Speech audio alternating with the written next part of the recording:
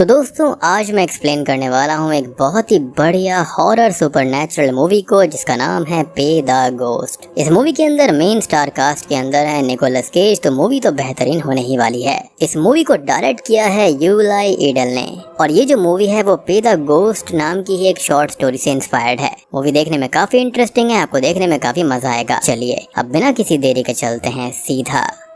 Video की तरफ। तो कहानी की शुरुआत होती है साल 1679 यानी कि 1679 न्यूयॉर्क में, जहां पर हम 3 बच्चों को एक बेसमेंट के अंदर छुपा हुआ देख पाते हैं और ये बच्चे बहुत डरे हुए थे और ऐसा लग रहा था कि जैसे इनकी माँ के ऊपर कोई हमला करने वाला हो। और फिर हमको एक जोरदार चीख सुनाई देती है जिसके साथ ये सीन यहीं पर कट हो जाता है। जिसके बाद हम प्रेजेंट टाइम में आ जाते हैं जहाँ पर हम एक बच्चे को देख पाते हैं जिसका नाम चार्ली होता है और वो नींद से उठकर खिड़की के पास जाता है जहाँ पर उसको कोई दिखाई देता है और वो इस बात से बहुत डर जाता है और अपनी माँ क्रिस्टन के पास जाकर उन्हें ये बात बताता है कि मेरी खिड़की के बाहर कोई था। फिर थोड़ी देर के बाद में माइक के डैड चार्ली आ जाते हैं जो कि अपनी जॉब से घर आते हैं और वो उसे अपने रूम में जाकर सुला देते हैं। और फिर चार्ली कहता है कि डैड क्या आप खिड़की के बाहर देख सकते हैं, क्योंकि मैंने वहाँ पर किसी को खड़ा हुआ देखा था। फिर माइक खिड़की की तरफ से बाहर देखता है लेकिन उसे कुछ भी नजर नहीं आता। खैर अब अगला दिन होता है हैलोवीन का और चार्ली अपनी कॉस्ट्यूम पहन लेता है और फिर वो अपनी मॉम को एक पेंटिंग दिखाता है जिसके अंदर एक डरावना सा आदमी होता है और चार्ली कहता है कि इसे मैंने अपने घर के बाहर देखा था।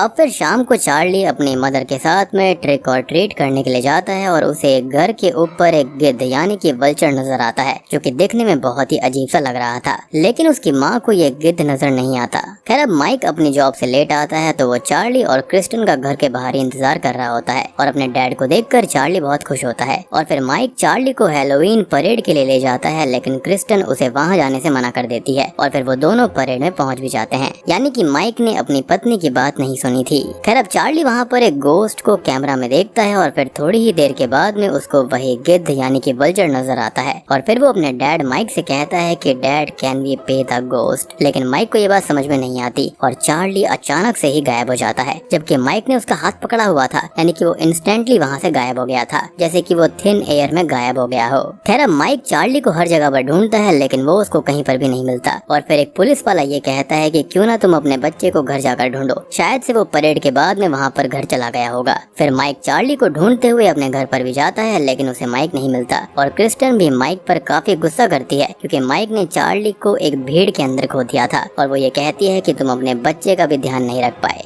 जबकि इसमें हम जानते हैं कि यहाँ पर माइक की बिल्कुल गलती नहीं थी। अब जब चार्ली काफी ढूंढने के बावजूद भी नहीं मिलता तो वहाँ पर पुलिस आ जाती है और उनको एक उम्मीद देकर वहाँ से चली जाती है और घर पर क्रिस्टन माइक से बहुत नाराज होती है और रोने लगती है। वहीं दूसरी तरफ भी माइक बहुत नाराज होता है कि वो अपने बच्चे का ध्यान नहीं रख पाया और फिर रात में माइक को ऊपर से एक आवाज सुनाई देती है और फिर वो चार्ली के रूम में जाता है और खिड़की से बाहर झांकता है लेकिन उसे कुछ नहीं दिखता और वो वहाँ से नीचे आता है तो वो देखता है कि वहाँ पर उसे चार्ली नजर आया है और ये देखकर माइक काफी खुश हो जाता है और फिर चार्ली माइक से कहता है कि क्या आपने उसको देखा था। फिर माइक खिड़की से बाहर देखता है तो दोबारा उसे कोई नहीं दिखता, लेकिन चार्ली फिर दोबारा माइक को बाहर की तरफ देखने के लिए बोलता है और माइक दोबारा खिड़की से बाहर झांकता है और उसे एक बड़ी सी परछाई नजर आती है और फिर उसके सामने एक डरावना सा चेहरा दिखाई देता है और तभी अचानक से ही माइक की नींद खुल जाती है क्योंकि एक नाइटमेयर था। खैर अब हम ये देख पाते हैं कि चार्ली को लापता हुए करीबन 1 साल होने वाला है और 1 साल पूरा होने में मात्र 3 दिन ही बचे थे क्योंकि 3 दिनों के बाद में हैलोवीन था और क्रिस्टन और माइक फिलहाल अलग हो चुके हैं क्योंकि क्रिस्टन चार्ली को खोने का जिम्मेदार माइक को ही मानती है, लेकिन माइक अभी भी चार्ली को लगातार तलाश रहा था और रोज ड्यूटी से जाने से पहले वो चार्ली के मिसिंग पोस्टर्स लगाता है और जब भी वो किसी बाप और बेटे को देखा करता तो उसे चार्ली की याद आ जाती। फिर वो अपनी कॉलेज की एक फ्रेंड हैना से मिलता है जो कि हिस्ट्री की प्रोफेसर होती है और वो उसको थोड़ी बहुत उम्मीद देती है क्योंकि वो भी इस केस पर काम कर रही थी। और फिर माइक जॉब के बाद जॉर्डन के पास में जाता है जो कि चार्ली का केस देख रहा था। फिर माइक यहाँ पर जॉर्डन को पिछले 30 सालों में जितने ही बच्चे गायब हुए हैं उन सभी की लिस्ट दिखाता है और कहता है कि तुम अपना काम सही से नहीं कर रहे हो, तभी हर हैलोवीन बच्चे गायब हो रहे हैं और अगर वो अपना काम अच्छे से करता तो आज चार्ली उसके पास में होता,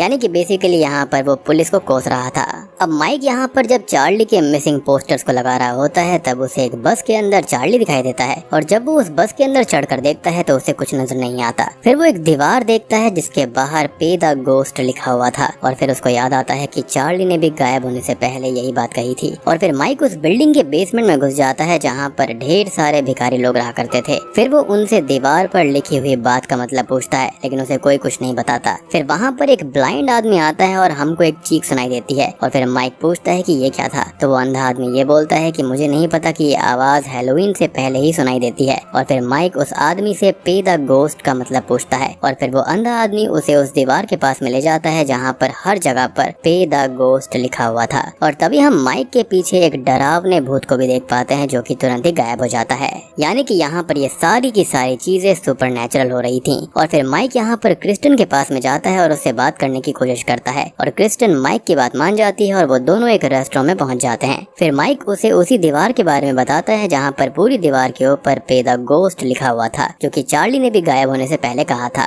और वो ये कहता है कि मुझे भी कभी कभी चार्ली नजर आता है और ऐसा लगता है कि वो मुझसे कुछ कहना चाहता है। और ये बात सुनने के बाद में क्रिस्टन दोबारा माइक से गुस्सा हो जाती है कि वो ये सब बहाने दे रहा है और अभी भी वो चार्ली को खोने का जिम्मेदार अपने पति माइक को ही माना करती थी। खैर अब यहाँ पर माइक चार्ली की रिकॉर्ड की हुई पिछले साल की वीडियो देखता है और उसे थोड़ी बहुत देखकर टेबल पर ही रख देता है और फिर कैमरा अपने आप ही चालू हो जाता है और माइक कैमरे में एक घर और बहुत सारे बच्चों को कॉस्ट्यूम्स में देखता है और कैमरा को फेंक देता है। यानी कि यहाँ पर जो कुछ हो रहा था वो काफी भयानक था। फिर उसी रात क्रिस्टन को किचन से कुछ आवाज आती है और वो चार्ली की साइकिल को अपने आप ही मूव होता हुआ देख पाती है और ये देखकर क्रिस्टन डर जाती है, जिसके बाद में क्रिस्टन माइक के घर जाती है और कहती है कि तुम बिल्कुल सही थे, चार्ली हमसे वाकई में कुछ कहना चाहता है। और फिर माइक उसको पिछले 3 साल में जितने भी बच्चे गायब हुए थे उन सब की लिस्ट दिखाता है और फिर वो एलेक्सा नाम के बच्चे के पेरेंट्स से मिलने जाते हैं जो कि हैलोवीन के दिन ही गायब हुई थी। लेकिन एलेक्सा के डैड को देखकर ऐसा लगता है कि वो अपनी बेटी के खो जाने की वजह से डिप्रेशन में चले गए थे और शराब को अपना सहारा बना लिया था।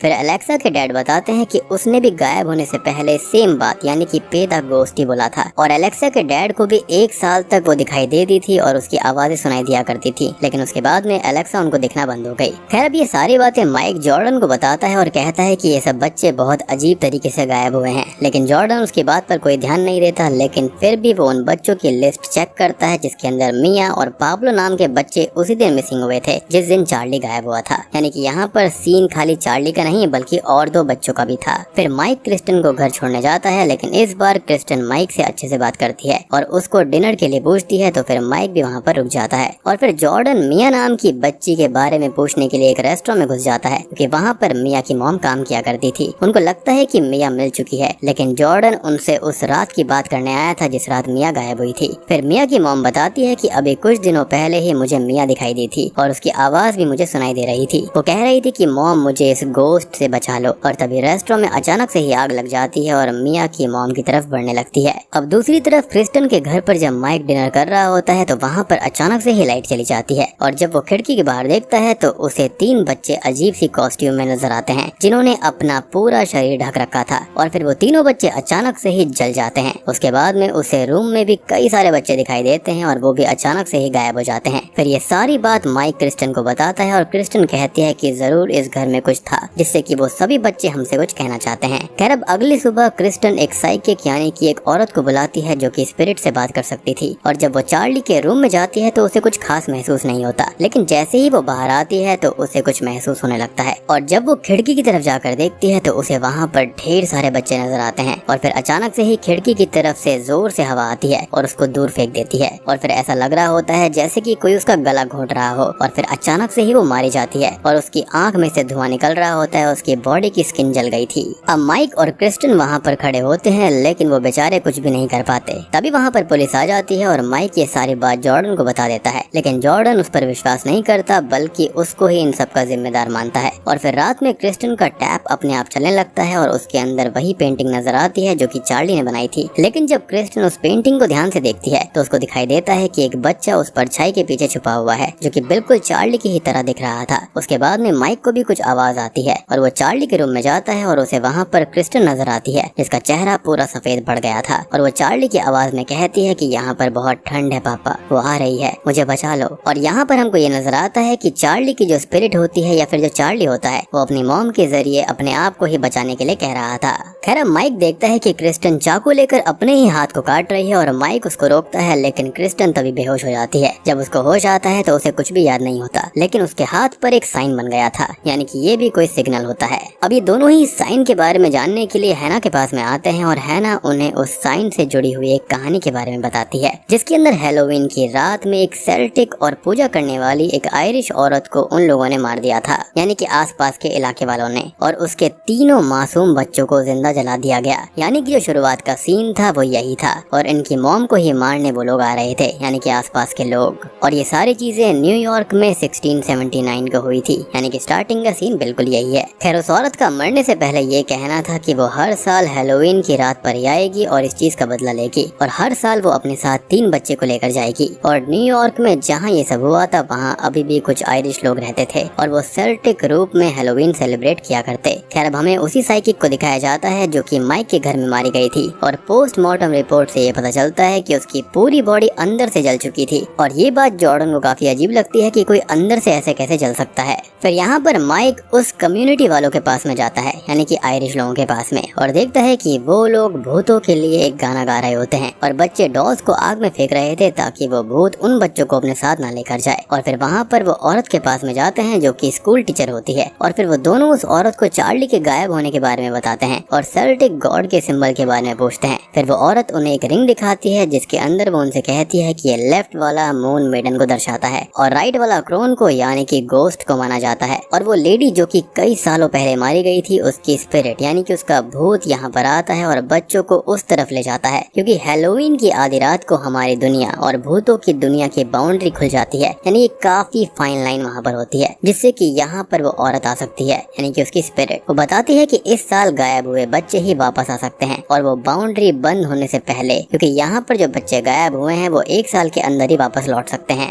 और यही रीजन था कि यहाँ पर वो 3 बच्चे जो थे उनकी आवाजें और उनका दिखना उनके पेरेंट्स को हो रहा था, यानी कि अगर ये स्पिरिट उन बच्चों को अपनी दुनिया में ले जाती है तो खाली 1 साल का वक्त होता है उनके पास में। और यही रीजन था कि एलेक्सा के डैड को 1 साल के अंदर तक ही उसकी बेटी की आवाज सुनाई दिया करती थी और उसके बाद में उसको कोई भी आवाज सुनाई नहीं दी, यानी कि उसकी बेटी अब मारी जा चुकी है और वो इस दुनिया में कभी नहीं आ सकती। लेकिन यहाँ पर अभी भी चार्ली और बाकी 2 बच्चों के पास में मौका था। फिर क्रिस्टन उस औरत से पूछती है कि ये बाउंड्री हमको मिलेगी कहाँ पर, तो वो बताती है कि वो औरत हर साल की रात से पहले रोती है। फिर माइक को वो जगह याद आती है जो कि उस बिल्डिंग के बेसमेंट में थी, यानी कि वो चीखने की आवाजें और वो रोने की आवाज। फिर वो वहाँ पर जाने के लिए निकल पड़ते हैं और तभी माइक को हैना का फोन आता है और हैना ने यहाँ पर उस औरत का, यानी कि उस गोस्ट या फिर चुड़ैल का नाम पता कर लिया था जो कि एनी सॉकविन था। ये कैसे उन लोगों ने उसके साथ में उसके 3 मासूम बच्चों को मार दिया था। और फिर माइक की टैक्सी का अचानक से ही एक्सीडेंट हो जाता है, यानी कि आप समझे यहाँ पर वो जो लेडी थी वो थोड़ी सी अलग पूजा किया करती थी, जिसकी वजह से सबको ये लगा था कि वो एक विच है, जिसके बाद में उसको और उसके बच्चों को बेरहमी से मार दिया गया। और आज की डेट में इस औरत को जिन लोगों ने मारा था और जिस वजह से मारा था वो आज वही बन चुकी है। जो औरत चुड़ैल नहीं थी उसको वही बना दिया गया। खैर तभी हमें ये दिखाया जाता है कि हैना के ऊपर एनी की स्पिरिट आकर हमला कर देती है और उसे जान से मार देती है। वहीं दूसरी तरफ हम ये देखते हैं कि माइक और क्रिस्टन को कुछ भी नहीं हुआ था, लेकिन पुलिस उन्हें उनकी लोकेशन पर जाने से रोकने लगती है। लेकिन माइक का आज आधी रात को वहाँ पर जाना काफी जरूरी था और फिर वो वहाँ से भाग जाता है और उसी बेसमेंट में पहुँच जाता है जहाँ पर उसने वो रोने की आवाजें सुनी थी। और वहाँ पर सिर्फ वही अंधा आदमी होता है और बाकी सभी वहाँ से चले गए थे। और ऐसा इसलिए होता है क्योंकि वहाँ पर एनी की स्पिरिट के आने का समय हो चुका था। तभी माइक उससे ये बोलता है कि मुझे वो रोने वाली औरत कहाँ पर मिलेगी, जिस पर वो व्यक्ति माइक से पूछता है कि तुम्हें उस औरत से काम क्या है। तभी माइक बताता है कि उसका बेटा चार्ली उसके पास में है और फिर वो अंधा आदमी उसको एक ब्रिज के पास में ले जाता है जो कि दूसरी दुनिया में जाने के लिए था, यानी कि भूतों की दुनिया में जाने के लिए। अब वो आदमी माइक से कहता है कि तुम्हें आधी रात से पहले यहाँ पर वापस आना होगा, वरना तुम भी वहीं पर फंस जाओगे और कभी वापस नहीं आ पाओगे। अब माइक फाइनली उस ब्रिज की दूसरी तरफ चला जाता है और उसी घर को देखता है और उसके अंदर ढेर सारे बच्चे होते हैं और उसके बाहर जाते ही उसको घूरने लगते हैं। फिर वो अपने बेटे चार्ली को आवाज मारता है, लेकिन वहाँ पर मौजूद सभी बच्चे अपना हाथ उठा लेते हैं क्योंकि वो बच्चे भी अपने घर जाना चाहते थे। फिर वो उन सभी बच्चों के बीच से जाता है और जैसे ही उसका हाथ एक बच्चे को लगता है तो वो हाथ आर पार हो जाता है क्योंकि वो सभी बच्चे मर गए थे। लेकिन उनमें से एक बच्चा माइक का हाथ पकड़ लेता है क्योंकि वो चार्ली होता है और वो दोनों एक दूसरे को देखकर बहुत खुश होते हैं क्योंकि चार्ली के पास यहाँ पर थोड़ा सा वक्त बचा हुआ था और वो पूरी तरह से मरा नहीं था, यानी कि वो जिंदा होते हुए भी डेड की दुनिया में चला गया था और उसके पास में खाली 1 साल का वक्त था जो कि ऑलमोस्ट पूरा होने ही वाला था। अब माइक चार्ली को लेकर वहाँ से बाहर निकल ही रहा होता है, लेकिन तभी वहाँ पर मिया और पाब्लो भी आ जाते हैं क्योंकि वो भी चार्ली के साथ ही गायब हुए थे। और फिर वो दोनों कहते हैं कि हमें भी अपने घर पर जाना है और हमें अपने साथ ले चलो। फिर माइक तीनों बच्चों को साथ लेकर बाहर जा रहा होता है, लेकिन तभी वहाँ पर वो एनी का गोस्ट आ जाता है और वो माइक को बाहर जाने से रोकने लगती है। लेकिन वहाँ पर सभी मौजूद बच्चों की आत्माएं जो होती हैं वो उस चुड़ैल को अपने साथ ले जाती हैं, क्योंकि वो भी चाहते थे कि यहाँ पर तीनों बच्चे बच जाएं। उनका ये मानना था कि हम तो नहीं बच पाए, लेकिन बाकी सभी बच जाने चाहिए जो कि फिलहाल जिंदा है। और माइक चार्ली के साथ उन तीनों बच्चों को भी बाहर ले आता है और तभी वहाँ पर उस दुनिया का दरवाजा बंद हो जाता है।